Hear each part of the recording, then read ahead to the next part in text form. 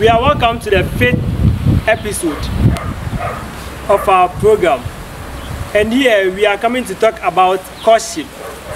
So yes, we are here with our guest, Reverend Father Johnson Asibe and Miss Irene Amankwa. Father, please can you walk us through what courtship entails? So when we say courtship, is a period of development towards intimate relationship and finally in marriage. The courtship is a stage between dating and marriage. So it is a stage where one accepts the proposal. When proposal is not accepted, we are not in courtship. So when someone accepts your proposal, then courtship begins. So the first thing is that when you propose, allow the lady to think of it. If she says, give me 3 weeks, give her the 3 weeks. If she says, give me 2 days, give her the 2 days, so that she can also think about it. You also seek the affection of each other, because if you are not ready to let go your personal affection as against the other, you would always make mistakes, because you force the person to accept your affections, but maybe she doesn't have the affection for you. Then you introduce each other to your family, because now you are entering into intimate relationship. So your family has to know about this lady, and the lady's family also has to know about you. That is where the family has the task to investigate about you, that you want to marry our daughter. So who are you and what work do you do? When they introduce you to, they will ask you questions, and they will ask their daughter certain questions that they have to also know. And what you have to do is that you should also begin to limit visits. Visit, especially visit to the other partner in the room, because if you don't take care, you end up doing what you are not supposed to do, what married partners do. You are not supposed to do that. So if you are engaged or maybe have accepted somebody's proposal, don't visit frequently. Don't visit frequently, because if you visit frequently, the question is, what at all do you want to know? But you can visit. Once in a while you visit. Maybe at most twice a week. Twice a week. If nothing at all, emergencies, 3 times a week. And be careful that you also don't do what is not emotional. So control your emotions. Now you have affection for this lady. This lady also have affection for you. So if you don't control your emotions, it will not help, because you love each other. So when you go visit the person in the room and the guy's only furniture in the room is the bed, what happens? So you have to sit on the bed. So, well, you cook for the person after eating, say goodbye. You have finished eating. Or maybe, you think we are Christians, so you want to pray. After praying, before you say the blessings, that something was back. And then guy what, hey, you look good today. Who told you she's not looking good? And guys are being aroused by what they see. Just seeing your hairstyle can arouse this man here. Not true. But ladies are being aroused by touching. So if the guy begins to praise you, your head becomes very big, and you see the guy will begin to be touching you, and you feel, and before you realize, you are doing what you are not supposed to do. One aspect also you have to learn is that you learn to forgive. In courtship, learn to forgive, learn to say sorry.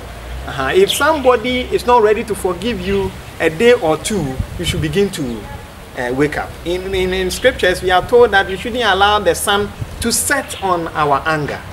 If somebody is saying, "Oh, me, I'm angry, I'll not eat the food you prepared," then you have to begin to think that this guy is not ready to let go when you marry such a person. And you should also know that courtship is not about sex. Sex is out of courtship, because you are not married. Somebody will ask the question, Father, so if I don't test it, how will I know? There are a lot of means to know when one does not know when the person is working well or those things. Of course, if a young man is active, you should, I don't see it. The thing the clock should take 12 o'clock sharp. And when the guy is not working in at dawn, if it's not stressed, he will be taken at 6:30. 6:30, and it's not good. That one, when you start counseling, we would enlighten you on it. And don't allow each other to do things you are not supposed to do.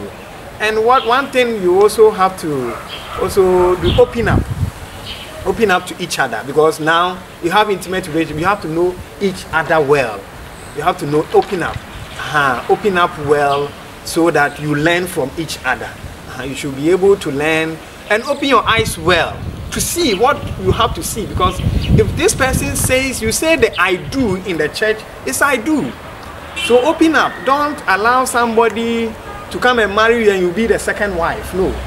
Don't allow a lady to deceive you and still be going to the ex. Those things are things you have to also check and avoid, so that we don't. So these are some few things you have to check in courtship. There are other more things. Maybe in the course of discussion, when you ask questions, we can bring them up. Irene, so if someone should propose to you, how long will it take for you to give the person an answer for a response to the proposal? Okay, so well, it depends. Maybe if we dated for long, I know the person enough to say yes, to give him a straight answer. But maybe if I don't know the person that much, I would like some time, or I would have space, a little space to think about the proposal over and over before I'm able to accept the person. I would like to know this. You see, in your submission, you made mention that in courtship, we shouldn't give pressure on the lady in terms of proposal. If you propose to someone, we shouldn't give the person pressure, but we should give her an ample time for her to make good decision. So let's say I meet Miss Irene, I propose to her. Father says yes, you should give her an ample time for her to think about it and give us a good judgment, a good decision based on our proposal. So with this, and if someone also give her pressure, you see, most ladies can't contain such pressure. Someone gives her pressure and the person is able to win her heart. It means, Father, I must score 0. So basically, what is necessary is that giving the time also means that we should also check up. So the person gave you maybe a week. After the week, please, you gave me a week. How far with your decision? If she says you should give her another time, allow her. Allow her. Should somebody come and give her the pressure and she submit to that, it means that she is just giving in on the basis of the pressure, and at the end of the day, she may end up not having the best of relationship or marriage. So what is necessary is that allow the person the time she wants to take the decision. Maybe in the course of decision, you can still relate, you can still talk, and that moment she can take the best decision. But the ample time is very necessary, because it's a long lasting decision making. If she says yes, it's what? Yes, forever. Yes, forever. Okay, so to add to what Father has already said, you know, we the ladies, when we are about to make decision, we need ample time to think over it over and over, so that we can consider everything, so that when you make a decision, you don't regret the decision that we've taken. So most ladies, during that period, they need time alone to think things over. So during that time, I think you should allow the girls to think about it. So that's what I'll add to what Father.